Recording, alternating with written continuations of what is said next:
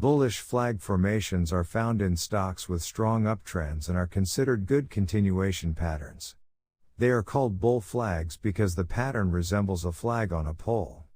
The pole is the result of a vertical rise in a stock and the flag results from a period of consolidation. In this video, we'll discuss how to identify a bull flag pattern, how it's used to determine potential buy signals and price targets, and the risks and goals of using this price pattern in your trading. Let's start with how to identify a bull flag pattern. This pattern forms in a time of consolidation, which makes this a continuation pattern. This means that when the price breaks out of the pattern, it's likely to continue in the same direction it was heading before. In this case, the typical interpretation is that the price is likely to continue upward. The pattern begins when a stock's price rises from a low point to a high point, or in other words, from the bottom of a support area to the top of a resistance area.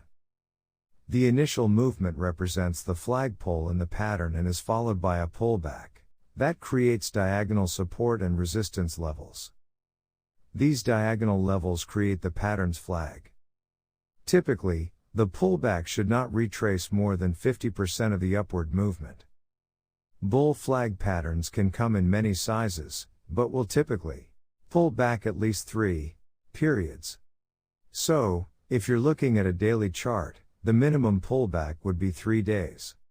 And if you're looking at an hourly chart, the minimum pullback would be 3 hours. The pattern is complete when the price closes above the original diagonal resistance level and finds a new level of support. This breakout point is typically seen as a buy signal. Once the stock has broken through resistance, it's important to confirm the move. To do this, look for higher than average volume as the stock breaks through resistance.